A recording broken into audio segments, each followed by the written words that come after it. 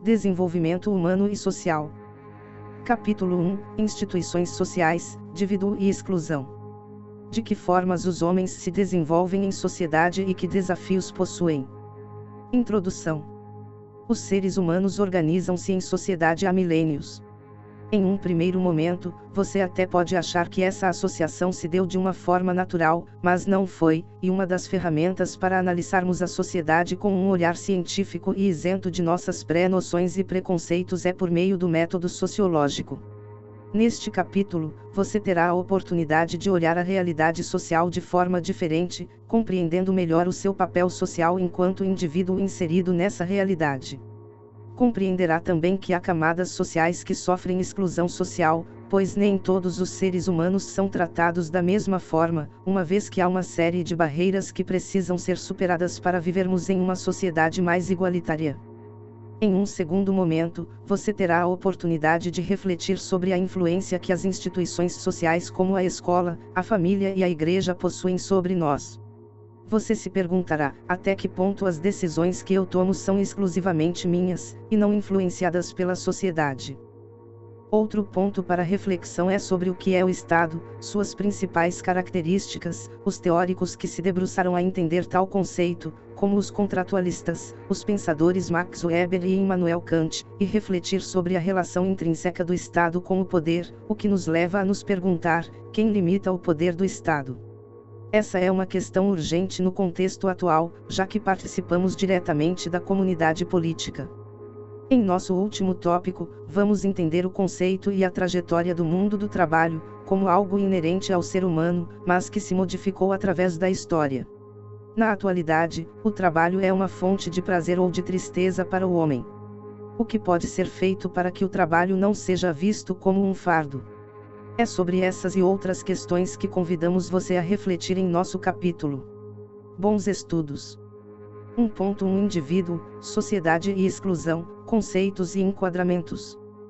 O desenvolvimento humano e social não se deu de uma forma aleatória, mas sim por um processo contínuo e inacabado. Você já pensou de que forma os indivíduos se desenvolvem em sociedade e passam a adquirir uma consciência coletiva? A partir de tal questão justificasse a exclusão de grupos com características específicas, alheias à pretensão homogênea da sociedade. Que mecanismos legais asseguram a manifestação das expressões culturais de grupos historicamente excluídos? A intenção deste tópico é fazer você refletir sobre esses, e outros, pontos tão importantes para adquirirmos uma consciência crítica sobre os processos sociais. Você ainda acompanhará, neste tópico a respeito do que as leis brasileiras normatizam quando há casos de exclusão social, o direito por uma identidade própria e a representatividade de grupos historicamente excluídos em nosso país. Muitas vezes, ao nos depararmos com os fenômenos sociais cotidianos, podemos pensar que estudá-los tendo por base o método científico pode ser perda de tempo. Afinal, acabamos por naturalizar desde o nosso nascimento até as regras das instituições sociais, como escola, família, igreja, além do convívio com nossa comunidade, nosso bairro, nossos amigos. Então, por qual motivo estudaríamos tais fenômenos cientificamente? De acordo com o sociólogo Anthony Giddens, 2012, p1, a sociologia é o estudo social da vida humana, mas não de forma desordenada e acidental.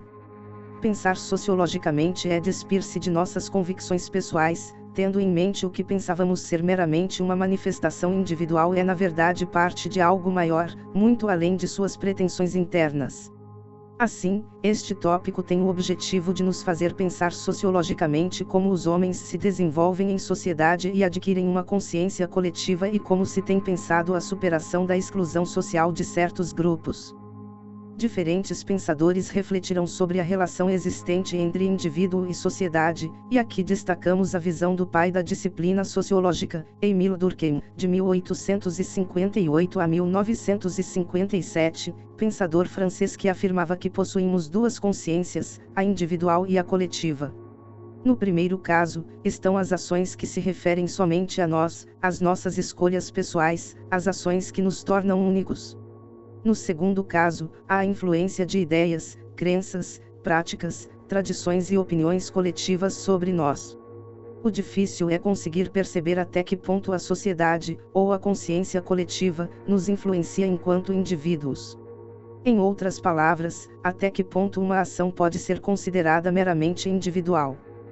Em seu livro O Suicídio, Durkheim, 1982, publicado originalmente em 1897, Durkheim analisa como uma ação tão pessoal, que a princípio significaria uma escolha individual, na verdade representa algo para além das escolhas pessoais, com ligações diretas com o meio social em que o indivíduo vive, influenciando assim, diretamente, o ato suicida. Uma ótima leitura para entendermos melhor sobre os limites da sociedade em nossa consciência individual. Analisar sobre a influência da sociedade em nossa vida, é pensar em um conceito de Durkheim, 1974, o de solidariedade, ou aquilo que une os indivíduos em sociedade, podendo ser de diferentes formas no decorrer do tempo histórico, inclusive com avanços e retrocessos. Nas sociedades mais simples, pré-capitalistas, mas não somente, havia a solidariedade mecânica. Nesse caso, as escolhas individuais eram diminuídas em detrimento das escolhas do grupo. Logo, o todo fala mais alto que o individual, dando ao indivíduo um maior sentido, ulterior a ele. Há a força das crenças, das tradições, dos costumes e da ação moral do indivíduo pautado por algo que lhe é externo. Já nas sociedades capitalistas, contemporâneas a Durkheim, o indivíduo já não se sente tanto parte do todo, mas busca a sua satisfação pessoal. O autor a chamou de solidariedade orgânica. Vale ressaltar que os tipos de solidariedade estudados por Durkheim não são estanques no tempo nem seguem um mesmo padrão. No passado e no presente há sociedades que se caracterizam de uma forma ou de outra, ou seja, não há uma regra pré-determinada para as sociedades. Como vivemos em constante relação com o outro em sociedade, certos grupos podem criar identidades específicas e a partir daí excluir o outro, por meio de mecanismos seletivos e excludentes, que podem ser econômicos, políticos ou sociais, ou todos ao mesmo tempo. No próximo tópico, vamos estudar o que significa a exclusão social e como ela simboliza um impedimento da convivência em uma sociedade mais igualitária. De acordo com Giddens, 2012, p. 325, entende-se por exclusão social as formas pelas quais os indivíduos podem ser afastados do pleno envolvimento na sociedade. Tal exclusão pode ser percebida pelo viés econômico, social ou político, ou ainda abranger os três. Vamos tomar como exemplo dois grupos historicamente excluídos do pleno desenvolvimento da sociedade brasileira, os indígenas e os afro-brasileiros. O dia 20 de novembro é considerado o Dia da Consciência Negra no Brasil, em homenagem ao líder do Quilombo dos Palmares, Zumbi, que teria sido assassinado nessa data no ano de 1695. A data, em alguns estados e, aproximadamente, 1000 cidades é declarada feriado nacional, para se refletir sobre a luta dos negros no país. O antropólogo brasileiro Darcy Ribeiro, 2006, em sua obra O Povo Brasileiro, aponta que somos formados enquanto povo e nação pelas matrizes indígena, portuguesa e africana, porém, esse processo de formação foi repleto de violência e exclusão social, tanto no passado quanto no presente. A história do Brasil não é uma história de integração étnica, cultural ou social, ao contrário, representou a exaltação de uma cultura em detrimento de outras.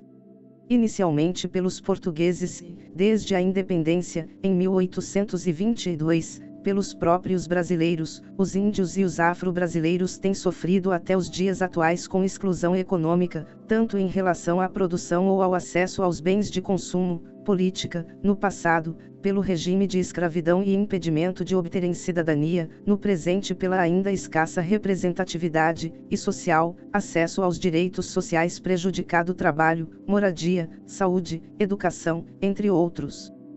Figura 1. Uma das manifestações culturais de raiz afro-brasileira mais importantes no Brasil é a capoeira, reconhecida como Patrimônio Cultural da Humanidade pela Unesco. Fonte, Walter Ermer, Schutterstock, 2018. Quando nos referimos à presença da matriz afro-brasileira em nossa sociedade, precisamos abordar um conceito muito utilizado e com permanência ainda hoje, o de raça. O geneticista italiano Guido Barbujani, 2007, desconstrói uma visão até então muito difundida de que os seres humanos estão divididos por raças branca, negra, indígena, asiática, dentre outras. O autor propõe repensar tal conceito, afirmando que as diferenças genéticas entre os seres humanos devem ser encaradas como um dado social, e não meramente biológico. Na verdade, todos nós fazemos parte de uma única espécie, a humana, logo, o preconceito e a exclusão social são reproduzidos pelos homens em sociedade e é exatamente por isso que podem ser modificadas e alteradas. No livro O Espetáculo das Raças, Sparks, 1993, você poderá refletir sobre o conceito de raça no Brasil na virada do século XIX para o XX, no contexto em que o conceito era hierarquizado e excludente, e assim descobrir como um país de ampla população negra como o nosso se projetava para o mundo. Ao falarmos que as populações indígenas e afro-brasileiras ainda são socialmente excluídas, você pode pensar que é uma afirmação equivocada, uma vez que na atualidade a Constituição Federal de 1988, em seu artigo V, garante a igualdade de todos perante a lei, inclusive com o racismo sendo considerado um crime inafiançável e imprescritível. Brasil, 2002. Porém, somente uma lei pode garantir o bom funcionamento da vida em sociedade. Certamente que não. A lei é o resultado das demandas e das transformações sociais do seio da sociedade, logo, é uma via de mão dupla, enquanto a sociedade não agir contra a exclusão dos grupos historicamente excluídos, a lei será meramente uma ferramenta teórica. Mesmo assim, vale observar de que forma a Constituição Federal de 1988 visa assegurar a manifestação cultural e a preservação da identidade indígena e afro-brasileira no Brasil, como vamos acompanhar a seguir. Para o exercício de reflexão sobre como a exclusão social acaba por gerar cada vez mais um abismo social entre cidadãos no Brasil, é preciso, inicialmente, abordar o conceito de cultura e identidade. De acordo com o antropólogo Clifford Geertz, 1978, p15, a cultura pode ser compreendida como uma teia de significados tecida pelo homem. Esta teia acaba por orientá-lo por um sistema de símbolos que ele mesmo construiu, mas que está além dele. Assim, as crenças, os valores e as normas variam de cultura para cultura, e não são estáticas nem inseridas dentro de um mesmo contexto cultural. As práticas culturais que possuíamos no passado podem não ser as mesmas na atualidade. Como exemplo, poder escolher o futuro esposo ou esposa, uma vez que o casamento servia para garantir o direito da posse e da herança, e somente a partir do século XIX, nas sociedades ocidentais, surgiu com mais destaque a prática do casamento romântico, em que a escolha amorosa era colocada em questão. Isabela é uma adolescente que sonha em ser uma importante empresária na área de exportação. Estuda muito, dia após dia, e tem as melhores notas na escola. Ao final do terceiro ano, aos 17 anos de idade, Isabela é surpreendida quando várias pessoas de sua família e de seu círculo de amizades repetem a mesma frase: uma mulher só é completa se for casada e com filhos, desista de estudar. Isabela não dá ouvidos aos conselhos externos, continua a estudar, se forma e consegue um emprego em uma grande multinacional. Muda-se para o Japão. Torna-se uma mulher bem-sucedida e feliz em seu trabalho. Porém, todo ano, ao visitar os amigos e a família, ouve a mesma pergunta: por que não se casa e tem filhos? Isabela todo ano sorri e diz: ah, sociedade, porque vocês querem colocar um padrão em algo que pode ser livremente escolhido por mim, um indivíduo autônomo. A sociedade não entende Isabela, mas ela continua sendo feliz por exercer suas escolhas livremente. Se há mudanças culturais pelas quais uma sociedade passa no decorrer dos tempos, o que definiria, então, uma identidade cultural? É sentir-se pertencente a uma rede específica de um grupo social, ligado pela tradição, ancestralidade, costumes e crenças. Em uma sociedade cada vez mais orgânica, individualista e globalizante, manter a identidade cultural de um grupo pode ser deveras desafiante.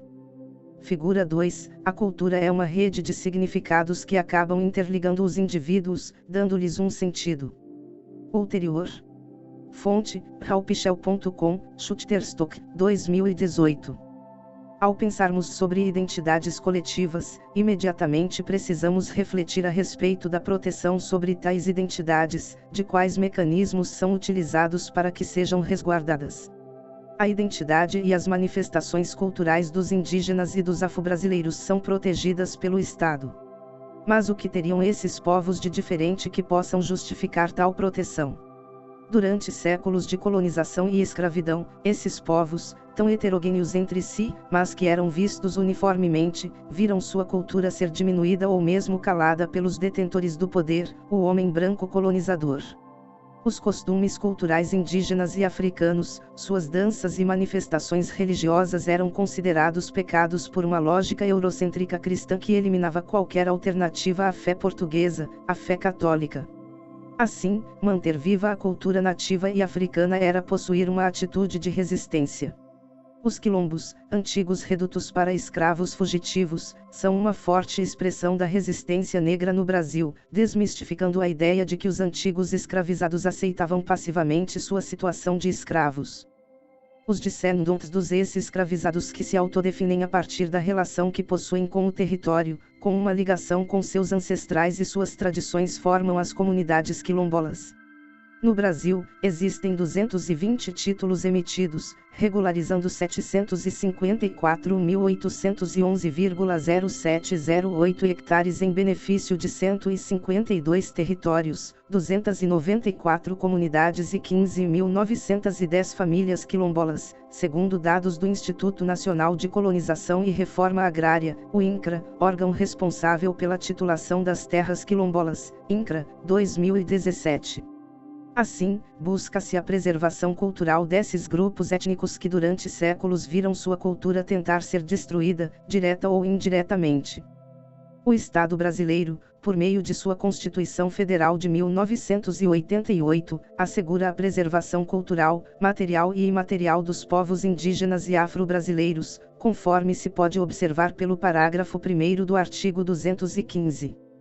Primeiro, o Estado protegerá as manifestações das culturas populares, indígenas e afro-brasileiras, e das de outros grupos participantes do processo civilizatório nacional, Brasil, 2002, p. 126.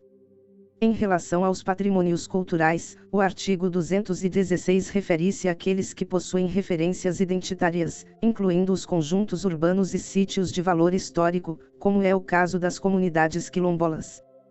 No âmbito educacional, temos a Lei 10.639, de 2003, Brasil, 2003, que determina que a história e cultura afro-brasileira sejam componentes obrigatórios na educação básica, nos ensinos fundamental e médio. Assim, os alunos poderão ter acesso a uma história das raízes brasileiras muitas vezes não contada pela história oficial, tradicionalmente eurocêntrica. Perceba, portanto, como os grupos historicamente excluídos, apesar do Estado assegurar suas manifestações culturais, ainda sofrem pela falta de representatividade e pela exclusão social. A luta identitária é, sobretudo, uma luta constante pelo reconhecimento e campos de poder, no qual demandas específicas devem ser tratadas com seriedade e urgência, tanto pelo Estado, quanto pela sociedade. 1.2 O processo de socialização e as instituições sociais. As primeiras instituições que temos contato desde criança são a família, a escola e as instituições religiosas. A partir da interação com os membros da sociedade, formamos nossos costumes, crenças e valores. Muitas vezes, ao discordarmos de certas normas ou dogmas, acreditamos que estamos rompendo com uma verdade absoluta, mas é preciso ter em mente que há uma construção social que envolve o indivíduo. Assim, neste tópico, você irá aprender sobre um dos assuntos mais estudados pelas ciências humanas, as instituições sociais e suas influências na vida do indivíduo. Você verá que desde cedo somos inseridos em um contexto social mais amplo, e que as instituições acabam por determinar certas regras e costumes que muitas vezes nos parecem naturais, mas que na realidade foram construídas socialmente. As instituições sociais são fruto da curiosidade científica no passado e no presente, uma vez que tratam diretamente de nossa vida em sociedade. Alguns sociólogos, como Emile Durkheim, Karl Marx e Max Weber, pensaram em ferramentas que pudessem nos ajudar a entender como estamos inseridos em sociedade. Um estudo mais aprofundado sobre as instituições merece destaque, para que possamos melhor compreender as estruturas e consequências da vida em sociedade. Uma instituição pode ser entendida como uma estrutura criada pela sociedade com características específicas e que serve aos seus próprios interesses. A primeira ideia que precisamos nos lembrar é que as instituições não são estáticas e passam por profundas transformações no decorrer dos tempos, uma vez que a própria sociedade também passa por mutações. Pense no surgimento da sociedade capitalista burguesa, a partir do século XIX, por exemplo. Naquele contexto, com a vitória do capitalismo no cenário internacional e o advento de uma sociedade mais mecanizada, as instituições tradicionais, com destaque para a família, passaram por profundas transformações. Velhos conceitos foram abandonados e novos surgiram, assim também ocorre na atualidade, em que as instituições estão constantemente passando por transformações e redefinições a cada dia. No tópico anterior, você viu como Émile Durkheim refletia acerca da conjunção indivíduo/sociedade, e a respeito das instituições, o autor afirma que, ao mesmo tempo que as instituições se impõem a nós, aderimos a elas, elas comandam e nós as queremos, elas nos constrangem, e nós encontramos vantagem em seu funcionamento e no próprio constrangimento. Talvez não existam práticas coletivas que deixem de exercer sobre nós esta ação dupla, a qual, além do mais, não é contraditória senão na aparência. Durkheim, 1974, p. 30. Vamos a um exemplo prático partindo da lógica de Durkheim. Uma criança de 9 anos, ainda no ensino fundamental, se recusa a usar o uniforme escolar. Porém, os pais, concordando com as normas da instituição escolar, não oferecem alternativa à criança a não ser obedecer, explicando que ela não pode se diferenciar dos demais colegas da escola, ou seja, não pode exercer sua individualidade em um lugar de convivência coletiva. Assim, para Durkheim, a consciência coletiva se sobrepõe à individual. Instituição que molda e normatiza o indivíduo, e a figura do professor é vista como aquele que deve conduzir o conhecimento ao aluno. Fonte, Royalty Free/Corbis, Shutterstock, 2018. Outro pensador clássico que reflete sobre as ações individuais e coletivas e como isso pode ser estudado cientificamente é Max Weber, de 1864 a 1920. Divergindo de Durkheim, Weber acredita que a sociedade não é formada a partir de uma síntese, ou em outras palavras, a consciência coletiva não precede do indivíduo, ao contrário, o indivíduo realiza suas ações sociais dotado de um sentido ao mesmo tempo racional e subjetivo e, portanto, anterior às instituições. De uma forma mais direta, Weber, 2009, p. 22, assim define as instituições: não são outra coisa que desenvolvimentos e entrelaçamentos de ações específicas de pessoas individuais, já que apenas elas podem ser sujeitos de uma ação orientada pelo seu sentido. Logo, para Weber, é a própria ação social que dá origem às instituições, e a relação social se dá a partir do compartilhamento recíproco de conteúdos que possuem significância inicialmente para o indivíduo e somente depois para os demais membros da sociedade. A seguir, vamos acompanhar de perto os caminhos e descaminhos das principais instituições sociais que persistem apesar das mudanças do mundo pós-moderno. A primeira instituição com a qual temos contato desde o nosso nascimento é a familiar.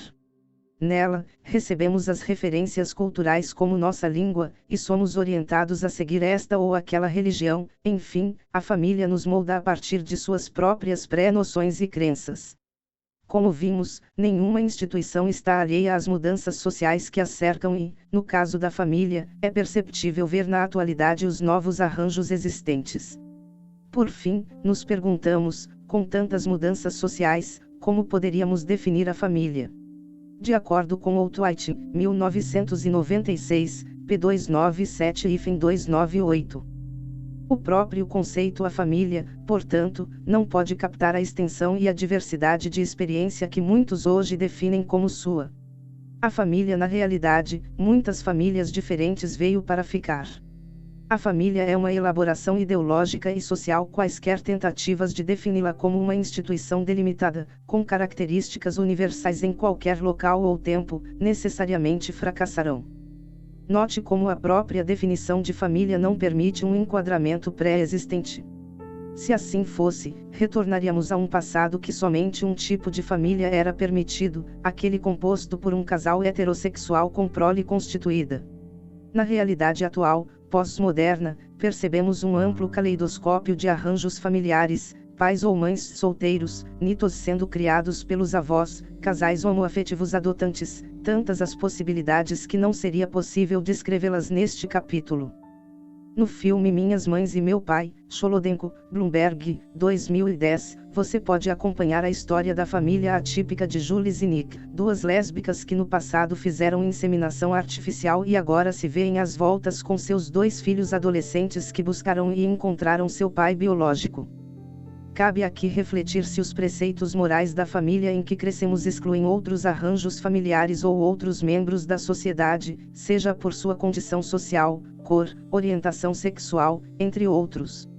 Exatamente por ser a primeira instituição com a qual temos contato, a desnaturalização dos conceitos apreendidos no seio familiar é um exercício árduo, porém necessário. Ao vivermos em sociedade, temos que ter em mente que há um campo de disputas de representações, onde cada grupo em particular exige cada vez mais demandas pelo seu reconhecimento, tanto pela sociedade quanto pelo Estado. Sendo assim, é de direito que as minorias sociais busquem cada vez mais o reconhecimento e a representatividade no meio social e político. Após refletir sobre nossa primeira instituição, a família, a próxima instituição que vamos destacar e que molda o indivíduo ainda em sua infância é a religiosa, em suas diversas manifestações. Dificilmente haverá uma sociedade na história que não possua alguma ligação com o sagrado e com símbolos, mitos, crenças e tradições. Algumas religiões resistiram às situações tempestuosas, passaram por modificações e readaptações, e permanecem na atualidade, mesmo que tenha havido certa perda da identidade na pós-modernidade. Apesar da existência de tantas expressões religiosas diferentes, Giddens, 2012, nos auxilia a compreender as características em comum que as religiões teriam. As características que todas as religiões parecem, de fato, partilhar são as seguintes. As religiões implicam um conjunto de símbolos que invocam sentimentos de reverência ou de temor, ligados a rituais ou cerimônias, como os serviços religiosos, realizados por uma comunidade de crentes, Giddens, 2012, p. 535. Assim, ao fazer parte de uma religião, o indivíduo torna-se pertencente a uma comunidade que partilha as mesmas crenças. A partir daí, o indivíduo não é mais indivíduo, mas parte de algo maior. Figura 4, a religião traz ao homem o sentimento de pertencimento, de crença em comum, lhe dá sentido. Fonte, Koikchat, Shutterstock, 2018. Por dar um significado maior ao indivíduo, a religião pode ser um instrumento perigoso de poder, pois pode ser manipulável por aqueles que assumem posições de mando. Outro cuidado em relação à religião, é compreender que o sistema de crenças somente diz respeito àqueles que acreditam em determinado dogma. Uma crença religiosa, seja ela qual for, não pode ser determinante e imposta para toda uma sociedade, a não ser que o regime político em questão seja o teocrático, ou Deus-cracia, governo, como ocorre na Arábia Saudita ou Paquistão, por exemplo. Nas sociedades democráticas, valer-se de preceitos religiosos para o impedimento ao acesso de direitos políticos ou sociais dos grupos minoritários, é em si uma própria controvérsia da gênese da democracia, que deve assegurar que os direitos da minoria não sejam incluídos pelos da maioria. Assim como no caso da família, desnaturalizar as crenças e convicções religiosas que nos tentaram moldar desde a infância não é uma tarefa fácil, porém é crucial que possamos desnaturalizar tal atitude a fim de convivermos se não em harmonia, ao menos em uma sociedade justa. A terceira instituição com a qual temos contato ainda criança é a escola, que pode ser tanto um espaço socializador de forma positiva ou ser um espaço de exclusão. Na sua opinião, a escola pode integrar ao mesmo tempo que pode excluir. Vamos refletir sobre esse ponto. A educação brasileira tradicionalmente seguia um viés conservador, herdeira de uma educação jesuítica que privilegiava aspectos quantitativos em detrimento dos qualitativos. Tanto essa vertente quanto a tecnicista, privilegiava os resultados, não a emancipação do educando e sua compreensão do mundo em que vive.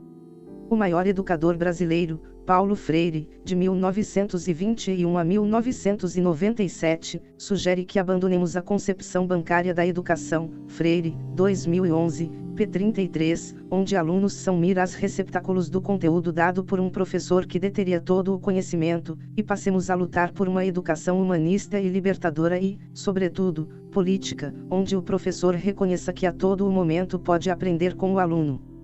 Assim, ambos constroem o conhecimento mutuamente, sem hierarquizar sabers. A escola enquanto espaço excludente é aquela que rejeita e oprime as minorias sociais, sejam elas de qualquer forma, de cor, religião ou orientação sexual, ou outras aqui não citadas, apartando-as do processo socioeducativo, que deve ser construído com toda a comunidade, para além dos rumos da instituição. Na Constituição Federal, Brasil, 2002, p. 123, artigo 205, a educação é referida como direito de todos e dever do Estado e da família, inclusive sendo promovida e incentivada com a colaboração da sociedade, visando ao pleno desenvolvimento da pessoa, seu preparo para o exercício da cidadania e sua qualificação para o trabalho. Portanto, a instituição escolar não está apartada de outras instituições, como a família. O tipo de escola que queremos reflete-se no tipo de sociedade que temos. Se a escola assume uma postura excludente, preconceituosa, tecnicista ou que privilegia a memorização em detrimento da consciência crítica, é porque a sociedade e o poder público não fiscalizam ou investigam o que deveria ser cumprido obrigatoriamente, visto que é lei, Brasil, 2002, que tenhamos um ensino pautado pelos princípios de igualdade, liberdade e pluralismo de ideias e concepções pedagógicas. A construção de uma educação que ensine de forma crítica, política e construtiva depende de uma sociedade verdadeiramente atenta para que tais posturas ocorram de fato. Figura 5. A inclusão deve ser palavra de ordem de toda e qualquer escola. Se a escola for excludente, é porque toda a sociedade também o é. Fonte, Nelosa, Shutterstock, 2018. No próximo tópico, vamos estudar a instituição que exerce poder sobre todos os indivíduos habitantes de um território em comum, o Estado. 1.3 O Estado e suas representações sociais. Você deve ter percebido até aqui como as instituições sociais nos imputam crenças, valores e normas, porém, é preciso conhecer outra instituição que exerce poder sobre nós. O pertencimento a esta instituição não é opcional, pois ao nascermos já estamos inseridos em sua lógica. Vamos refletir como o Estado nos obriga, nos limita e possui diferentes formas de atuação. Então, neste tópico, você irá se aprofundar a respeito de como o Estado, instituição que regula, normatiza e administra a vida em sociedade, pode ser pensado de forma crítica. Vamos levantar os questionamentos a respeito da legitimação, do uso da força física e a representação que o Estado proporciona a seus cidadãos. Também vamos conhecer mais sobre a divisão do poder. Existem diversas teorias a respeito da necessidade da fundação do Estado. Na Grécia Antiga, o filósofo Aristóteles acreditava que o Estado seria uma sociedade natural a partir de sua concepção de que o homem é um animal político. Em O Príncipe, escrito em 1532, Nicolau Maquiavel afirma que o Estado seria a expressão de uma comunidade política soberana. No século XVII, pensadores políticos europeus, denominados de contratualistas, Thomas Hobbes, John Locke e Jean-Jacques Rousseau, defendiam a ideia do surgimento da sociedade civil a partir do cumprimento de um contrato social que daria autoridade a um governante de forma legítima. A assinatura simbólica do contrato pressupunha um mútuo acordo entre governantes e governados, e havia a ideia da necessidade do governante, que naquele contexto detinha todo o poder em si, para controlar as paixões humanas por meio da formalização de regras, normas e obrigações.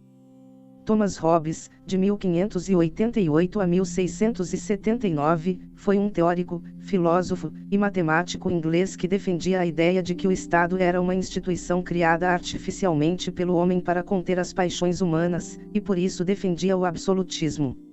A partir do surgimento do Estado, após a assinatura do contrato social, havia leis civis, controle social e o fim de uma guerra até infinda entre os homens.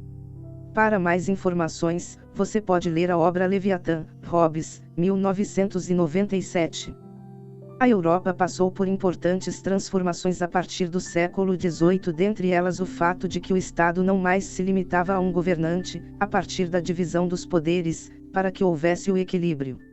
Da Europa para o mundo ocidental, o Estado foi se modificando e delimitando seus meios, até o formato dos dias atuais. O sociólogo Max Weber, em A Política como Vocação, 2004, afirma que o Estado não pode ser definido por seus fins, mas por seus meios, o monopólio legítimo da força física. Para o autor, o Estado seria uma comunidade humana que, dentro dos limites de determinado território, a noção de território corresponde a um dos elementos essenciais do Estado, reivindica o monopólio do uso legítimo da violência física, Weber, 2004, p. 98, ou seja, o Estado é o único que detém o uso exclusivo e legítimo da violência.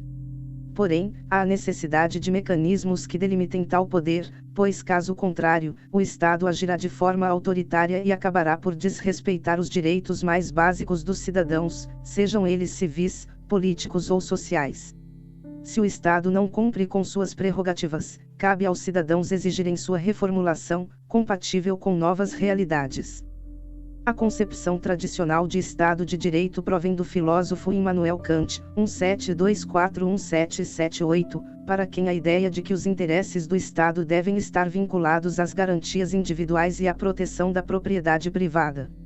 Defendendo que o Estado deveria ser subordinado ao direito, Kant, 1998, afirma que a razão deve reger a sociedade, em leis que devem ser válidas universalmente. Há uma discussão muito mais ampla a respeito da definição jurídica de Estado, porém cabe ressaltar que o Estado é uma organização coletiva que visa a manutenção da ordem pública com a legitimidade dada por todos os seus membros. O princípio da legalidade é uma das bases em que se funda o Estado, pois somente após passar pelo crivo do que foi instituído como legal é que uma lei deve ser respeitada e cumprida. Partindo das concepções sociológicas e jurídicas do Estado, vamos agora para a busca da compreensão sobre o papel e a função desta instituição nas sociedades ocidentais. Agora que você já entendeu que o Estado é a instituição criada pelo homem e possui como características o uso da força física, a normatização de leis e a defesa dos direitos mais básicos dos cidadãos, vamos para algumas ações do Estado em nossa vida cotidiana. Um dos conceitos básicos ligados ao Estado é o de poder. Para o já citado sociólogo Max Weber, o poder pressupõe uma relação de submissão, o domínio de um homem ou de um grupo sobre os demais, e quem o possui em primeiro lugar deve obtê-lo de forma legítima e ser detentor dos meios materiais de organização. Ou seja, o Estado precisa do reconhecimento de sua legitimidade por parte dos cidadãos. Um tipo legítimo de poder é a dominação, só existindo quando há motivos suficientemente fortes para assegurar a obediência, e não somente pelo uso da força. Em nossa relação com o Estado, há variados exemplos que demonstram a submissão dos cidadãos a ele, do contrário, estaríamos indo de encontro às leis, normas e obrigações. Por exemplo, no Brasil, o voto é obrigatório dos 18 aos 70 anos de idade. Se optarmos por não votar, estaremos descumprindo um dos princípios básicos da cidadania e, por conta disso, sofreremos uma série de represálias, como ter o título cassado e assim, o impedimento de participar de concursos públicos, de retirar passaporte ou carteira de identidade, de não renovar matrícula em estabelecimentos de ensino público oficial, dentre outras sanções. Em resumo, ao pertencermos a uma comunidade social subordinada ao Estado, há certos deveres e obrigações implícitos, assim como direitos. Quando nascemos, já há uma Constituição vigente, leis trabalhistas, um Código Penal e as demais normas e somos enquadrados previamente em toda essa lógica. No decorrer da história da humanidade, o Estado assumiu diversas formas, mas para que nosso estudo fique mais delimitado vamos tomar como exemplo a Constituição do Estado brasileiro. Antes de sermos Brasil, éramos colônia de Portugal, isto é, não tínhamos qualquer tipo de organização político-administrativa autônoma, éramos súditos, não cidadãos. Isso quer dizer que o Estado brasileiro não existia. Exatamente.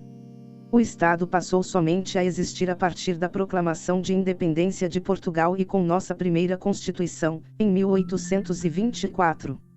Não deixamos de ser Brasil, mas desde o nosso nascimento, enquanto Estado-nação, passamos por diversos governos: império, república oligárquica, ditadura civil, república democrática, ditadura civil-militar e por fim o retorno à democracia, desde 1985. Os governos mudaram, mas o Estado permaneceu. Estado e governo são diferentes. Sim. O Estado é permanente, é a instituição que centraliza em torno de si o poder e possui códigos, normas e sistemas. Os governos se alternam, são mutáveis, como vimos no exemplo do Estado brasileiro. Quer saber mais sobre isso?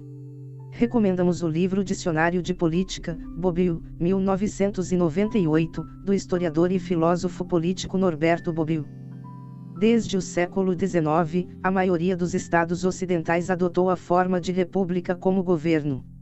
A palavra república é oriunda do latim, res publica, coisa pública. Um governo republicano pressupõe rotatividade no poder, a escolha dos representantes do povo e a divisão do poder em três: executivo, legislativo e judiciário. A teoria da divisão do poder em três vertentes foi mais bem formulada pelo filósofo Charles de Montesquieu em O Espírito das Leis, 1979, obra que influenciou governos republicanos posteriores. Assim, o poder não seria centralizado nas mãos de um único governante, mas seria equilibrado a partir da função que cada um dos três setores exerceria de forma independente, porém em harmonia entre si. De 1689 a 1755, foi um dos mais importantes teóricos políticos do mundo, influenciando diversos processos revolucionários no mundo ocidental. Fonte: Shutterstock, 2018. O poder executivo tem a função de governar, ou de executar as leis previstas na Constituição, Carta Máxima dos Países. O chefe do executivo, geralmente um presidente, possui algumas atribuições que, sobretudo, devem zelar pelo bem-estar da população. Ele tem o poder de vetar ou sancionar os projetos de lei formulados pelo poder legislativo, mas não tem o poder de criar as leis, pois essa é uma função do poder legislativo. Além disso, é o poder legislativo que fiscaliza o executivo, vota leis orçamentárias e, em casos excepcionais, até mesmo julga seus próprios membros ou os do poder executivo. Cabe ao poder judiciário promover a justiça levando em consideração as leis e as regras constitucionais pré-estabelecidas. Sua hierarquia é formada pelas chamadas instâncias, e a primeira instância é o primeiro local em que uma ação é analisada e julgada. As instâncias confirmam ou refutam as decisões tomadas anteriormente. Entre os três poderes, há o princípio de checks and balances, ou freios e contrapesos, a fim de que o poder seja equilibrado, para que nenhum poder supere o outro. Dessa forma, assegurando a harmonia e a independência em um Estado democrático. Perceba, portanto, como é importante que o poder seja equilibrado e não defenda somente os interesses de uma parte da população. Quando há vigência de um Estado democrático de direito, o governo tem que ser para todos, não somente para uma parcela da população. Assegurar que a lei seja cumprida e que a justiça seja feita, independente de classe, raça, orientação sexual ou qualquer distinção, é o princípio básico de qualquer sociedade que se diz democrática e justa. Nenhum dos poderes é estático, logo, a vigilância por parte de toda a sociedade é crucial para que não haja desarmonia e desigualdades. No próximo tópico, você vai refletir sobre a correlação entre trabalho, sociedade e economia e que de forma isso influencia sua vida em sociedade. 1.4 Trabalho, sociedade e economia e No presente tópico, vamos refletir sobre o conceito de trabalho, produção social e de que forma nossa vida produtiva influencia nossos papéis sociais, e ainda vamos analisar a evolução do conceito de trabalho e suas diferentes relações no decorrer do tempo. A forma com que os homens produzem no decorrer da história se alterou profundamente, assim como as relações entre os seres humanos. O exercício de olhar para o passado nos possibilita enxergar a nossa realidade de uma forma crítica, ao percebermos as desigualdades e exclusões no mundo do trabalho e no meio social, uma vez que o trabalho é uma atividade inerentemente humana. A reflexão sobre o trabalho deveria partir de todo o indivíduo, uma vez que a escolha de uma profissão e seu exercício é uma das decisões mais importantes que tomamos em nossa vida. A filosofia nos ajuda a questionar conceitos e a ontologia significa o estudo do ser enquanto ser, ou seja, que explora suas características, seus princípios e natureza. Portanto, pensar no trabalho numa perspectiva ontológica é refletir sobre suas origens, natureza, percurso e transformações socio-históricas. A primeira relação que deve ser estabelecida é entre o homem e seu trabalho, pois as formas com que os homens produzem influenciam toda a vida social. Devemos nos questionar, por exemplo, por que os homens produzem, se o trabalho é necessariamente uma fonte de opressão, e refletir sobre o que sua trajetória tem a nos dizer. Um dos teóricos mais conhecidos, por tratar o trabalho como objeto de estudo, é o alemão Karl Marx, de 1818 a 1883. Para o autor, é impossível separar o homem do trabalho, uma vez que, como criador de valores de uso, como trabalho útil, é o trabalho, por isso, uma condição de existência do homem, independente de todas as formas de sociedade, eterna necessidade natural de mediação do metabolismo entre homem e natureza e, portanto, da vida humana. Marx, 2011, p. 167. Assim sendo, independente do tipo de Estado, governo ou tempo histórico, a relação do homem com o trabalho permanece. O homem é o único que, diferentemente dos animais, consegue planejar previamente, criar metas, objetivos e alterar a natureza a seu redor. Um animal, por melhor que produza, continua a produzir da mesma forma que fazia há milênios, pois é guiado por seus instintos. Já o homem, cria os próprios meios para a sua sobrevivência, e essa ação de alterar a natureza em prol de sua própria necessidade é o que se chama de trabalho. Vamos usar como exemplo uma galinha. Ela produz ovos, e assim sua espécie tem feito há milênios. Uma galinha não visa aumentar sua produção, não faz hora extra nem coloca um logotipo em seus ovos. São os homens que, pensando em seu próprio lucro, tornam os galinheiros lugares cada vez mais incipientes para que elas produzam mais, com o uso de luz artificial, adição de proteína e cálcio. A galinha não deixa de ser galinha, mas o homem, ao acrescentar meios artificiais aos naturais para aumentar a produção, acaba por alterar toda uma natureza. O trabalho é, portanto, a alteração da natureza pelo homem com o fim de suprir suas próprias necessidades. No próximo tópico, você refletirá sobre a história do trabalho no decorrer do tempo histórico. 1.4.2 O trabalho através da história. Uma das questões mais importantes sobre o trabalho, uma vez que já entendemos que o homem produz alterando o meio em que vive a partir de sua própria ação, é analisar sua trajetória, e para isso vamos retornar, mais uma vez, a Karl Marx.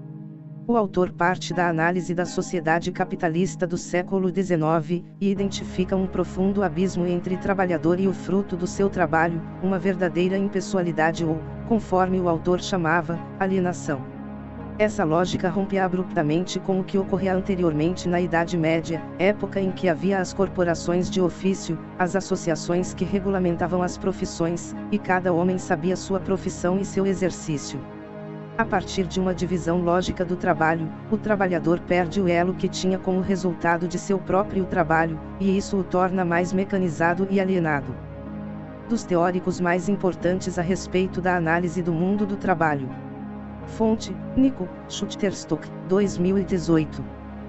Para melhor entender a realidade do século XIX, Marx olha para o passado a fim de investigar como era a relação dos homens com o trabalho, e formula o conceito de modo de produção, que significa como os homens se organizam socialmente, formado pela junção daquilo que se produz, forças produtivas, e pelas relações de produção. Marx, 2011, afirma que no decorrer da história da humanidade tivemos 5 distintos modos de produção. Modo de produção primitivo: no início da sociedade humana, ainda não havia a instituição do Estado ou de leis que limitassem a vida humana em sociedade. Também não havia propriedade privada, assim como não havia uma relação de produção dividida entre proprietários e empregados, pois os bens coletivos eram divididos entre todos. Modo de produção escravista, extremamente desigual e violento. Esse modo de produção estabelecia uma relação de dominação em que o senhor tudo detinha, os meios de produção, terra, materiais, e a força de trabalho, pois ao se tornar o escravo o homem não mais pertencia a si, mas ao outro, que poderia vendê-lo, alugá-lo e obrigá-lo a trabalhar até o fim de sua vida. Houve casos em que a escravidão era por dívida, por tempo determinado ou indeterminado, mas o que se precisa destacar é que a condição de escravo despersonalizava o homem e o transformava em mercadoria. Modo de produção asiático, presente na China, Egito, parte da África e Índia. Esse modo foi marcado pela presença soberana do Estado, que controlava a economia, a política e mesmo a religião. Era utilizado o trabalho escravo e servil, símbolo de grande desigualdade e abismo social que imperava. Modo de produção feudal, também marcado pela desigualdade social, a sociedade era dividida, sobretudo, entre senhores, que detinham os meios de produção, e servos, que diferentemente dos escravos, não eram propriedade do senhor, mas estavam presos à terra. Os servos deviam fidelidade ao senhor, e assim ocorreu por muito tempo. A desagregação do mundo feudal ocasionou o surgimento do modo de produção ainda vigente no mundo atual. Modo de produção capitalista, ainda em vigência e tendo passado por ciclos, é caracterizado pela presença da propriedade privada e pelas relações assalariadas de produção, visando sempre maior lucro. Em seu início, na primeira fase capitalista, a classe social que detinha os meios de produção era a burguesia, e os trabalhadores eram chamados de proletariados. Apesar de não serem escravos nem servos, o proletário via-se às voltas com um verdadeiro exército de reserva, ou seja, uma profunda concorrência entre aqueles que também precisavam sobreviver em uma realidade tão dura. As demais fases do capitalismo são chamadas de comercial, industrial e financeiro, ainda em vigência nos dias atuais. Você não deve esquecer que o modo de produção capitalista não é linear, mas os países sofrem seus processos de forma particular e em seu próprio ritmo. A concorrência e a busca pelo lucro continuam sendo uma máxima capitalista, e os empresários e profissionais donos do meio de produção ainda fazem uma mesma pergunta: de que forma posso lucrar mais gastando o mínimo possível? Durante séculos, os direitos trabalhistas foram ignorados, pois o poder sempre pendia para o lado do patrão. Porém, graças à militância, greves e lutas, os direitos trabalhistas foram conquistados ao redor do mundo, o que não quer dizer que não existam casos análogos à escravidão ainda nos dias atuais. Não há um modo de produção ideal, pois mesmo que se considere este ou aquele menos desigual é necessário permanecer fiscalizando em prol de uma sociedade mais equilibrada. O trabalho deve ser pensado de forma crítica, não mais mecanizada ou manipulada, e é o que vamos ver a seguir. 1.4.3 Pensando o trabalho criticamente. Na atual fase do modo de produção capitalista, ainda é muito presente a pressão pela escolha de uma profissão que traga retorno financeiro e imediato. Porém, um jovem, ao escolher sua profissão, não deve fazê-lo simplesmente pelo lucro, mas deve entender que a profissão que escolher significará alterar a sociedade em que vive. Um conceito básico para refletirmos sobre o trabalho atual é o de autonomia. Ser autônomo significa pensar por si, não se deixar alienar pelo resultado de um trabalho que você nunca terá acesso. É se perceber participante de toda uma lógica social, e que ao alterar a natureza para sua própria sobrevivência, tudo ao seu redor consequentemente muda, não somente em termos econômicos. Conceitos como consciência ambiental, trabalho humanizado e responsabilidade social devem estar na pauta de grandes empresas, que nem sempre agiram assim pelo curso da história. A atualidade traz consigo novos e importantes desafios e você acompanhará essas novas consciências melhor nos próximos capítulos. Desde o surgimento do capitalismo, o lucro é o que mais se busca por parte de quem detém os meios de produção, mas há mecanismos que emergem da própria sociedade civil que regulamentam o trabalho para que ele não seja degradante. É importante que novas consciências e direitos surjam para que o trabalho tenha cada vez mais um significado positivo, para o mercado, mas, principalmente, para os trabalhadores.